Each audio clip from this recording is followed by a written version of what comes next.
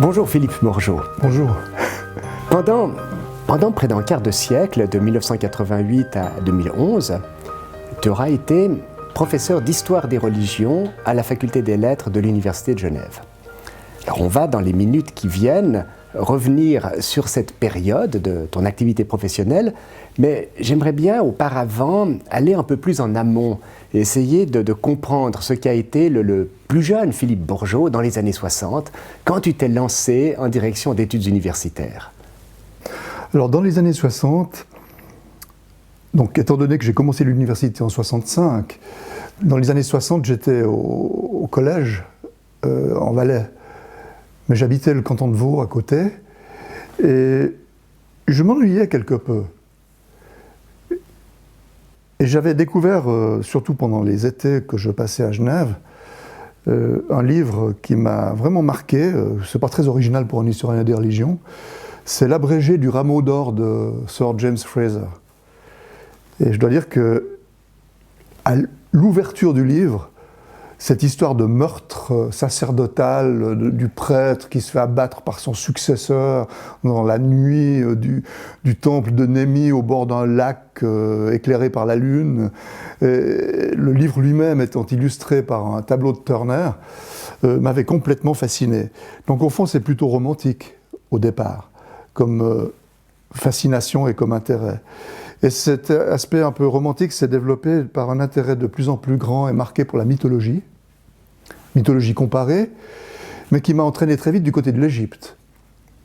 Et au fond, quand j'ai pu entrer à l'université en 1965, mon intention était de faire une licence en égyptologie. Et ensuite, ça a été un peu transformé parce que j'ai continué de faire du grec, évidemment.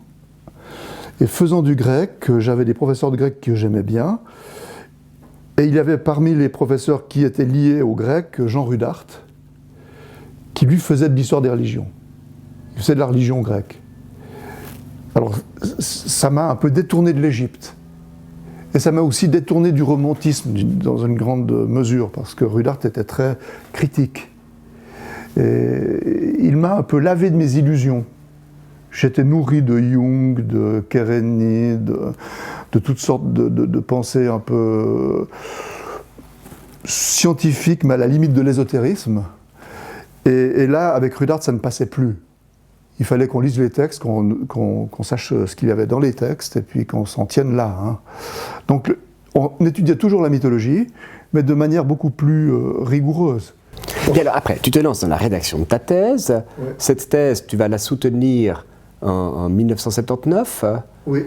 Et alors là, ça doit être assez paradoxal parce que tu as à la fois des gens comme Olivier Reverdin et comme Marcel Détienne qui sont assez incompatibles, mais qui sont dans le jury. Oui. Comment est-ce qu'ils réagissent? Comment est-ce que toi tu te positionnes face à... Alors évidemment, ils sont incompatibles parce que dans la mesure où ils ne pensent pas la même chose, ils sont dans des systèmes de pensée différents, dans des systèmes d'opinion différents, mais il ne faut pas oublier que Olivier Reverdin était ouvert.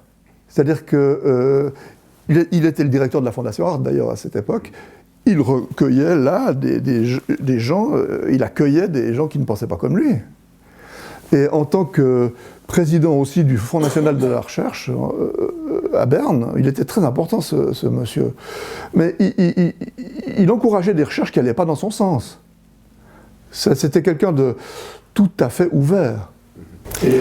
Mais tu as travaillé sur le dieu Pan, mais qu'est-ce que c'était alors l'originalité de cette thèse? Comment est-ce qu'elle t'apparaît maintenant avec le recul? Oui. Alors, je dois dire que ça, c'est un problème sur lequel, effectivement, ta question me force de réfléchir, parce que c'est, pour moi, important.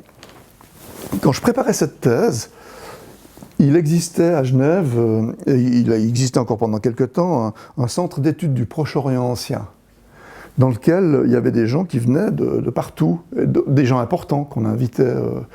Enfin, moi, j'étais assistant, là, je participais à ça, mais indirectement. Enfin, j'étais un assidu. Et parmi ces gens très importants qu'on avait invités, il y avait un tout grand savant, celui qui a écrit « L'histoire commence à Sumer », Noah Kramer. Il avait été invité par Françoise Bruchweiler qui enseignait, qui travaillait sur les cunéiformes. Et j'avais été invité chez Françoise Bruchweiler dans une soirée où il y avait Noah Kremer. Donc c'est un petit peu, il faudrait imaginer pour un étudiant d'aujourd'hui d'être invité à côté d'un ponte d'Oxford, je sais pas, enfin tout grand personnage quoi. Moi j'osais rien dire quoi, je tremblais. Puis on m'avait assis à côté de lui sur le canapé. Puis à un certain moment il me dit qu'est-ce que vous faites vous? Puis je dis je fais une thèse. Puis il me dit sur quoi? Sur le dieu Pan. Et puis il me dit qu'est-ce que vous voulez prouver? Je lui dis rien. Et puis je veux rien prouver. Puis il me dit mais comment ça, une thèse? Une thèse, c'est une thèse. Il faut avoir une thèse. Quand on fait une thèse, on défend une thèse, on soutient une thèse. Il faut avoir une thèse à soutenir. Il faut avoir une idée à défendre. Enfin, quelque chose de neuf à dire. Puis moi, je lui ai dit non. Moi, j'ai rien de neuf à dire. J'essaye simplement de savoir qui était ce personnage à corps de bouc, à cornes, à pied de bouc, puis à contenance humaine, et puis en même temps un dieu qui joue de la musique, qui fait peur, qui séduit, qui fait beaucoup de choses, quoi. Et j'essaye de comprendre comment ça fonctionne. Alors là, lui n'a absolument pas compris ce que je voulais dire. Il m'a plus adressé la parole. Je suis sorti de là un peu mortifié, mais ferme sur mes positions. J'avais rien à prouver. Mais maintenant, rétrospectivement, une fois que ma thèse a été publiée, elle l'a été très vite, j'ai eu des comptes rendus, et c'est dans ces comptes rendus que j'ai appris ce que j'avais à dire. C'est-à-dire qu'au fond, moi j'avais fait l'exercice d'essayer de comprendre ce personnage, je m'étais mis à fond là-dedans. Il y avait quelques originalités, d'ailleurs Rudart m'avait encouragé à faire ça, à tenir compte de tous les documents, c'est-à-dire pas simplement les textes, mais tenir compte des textes, des images, de l'archéologie, de tout. Philippe, l'histoire des religions, tu l'as pratiquée comme prof dans un contexte universitaire. Qu'est-ce que ça a pu apporter, le fait d'être spécifiquement dans cette institution-là, l'université en général, alors plus particulièrement l'université de Genève? Alors d'une part, il faudrait dire que d'abord c'est une chance quand même, parce que c'est le seul lieu où tu peux faire ce qui te plaît. Hein, pour moi c'est un peu l'abbaye de Thélème, hein. C'est-à-dire que, parce que quand même s'intéresser à des choses comme le dieu Pan ou la mère des dieux, Cybèle, des mythes du labyrinthe ou des choses comme ça, c'est un luxe quand même, inouï que seule l'université permet. Hein, je vois mal où ailleurs j'aurais pu faire. Sauf à être artiste alors, mais moi je suis pas un artiste, alors il aurait fallu faire des films ou je sais pas, des romans, mais ça c'est pas mon job. Mais disons qu'au niveau travail, c'était merveilleux de pouvoir faire de la recherche et de l'enseignement. Ça c'est banal de dire ça, mais c'est fondamental. Et tout le monde dira la même chose, c'est-à-dire que les étudiants c'est fondamental aussi, parce que c'est avec eux que tu exerces tes idées, hein, donc ils te permettent d'écrire et de penser, quoi. Ça c'est bien. Maintenant l'université de Genève. Eh bien, écoute, alors à l'université de Genève, il y avait quelque chose d'absolument original que nous enviaient à l'époque tous nos collègues, et que certains d'entre eux nous envient encore aujourd'hui, c'est ce département des sciences de l'Antiquité.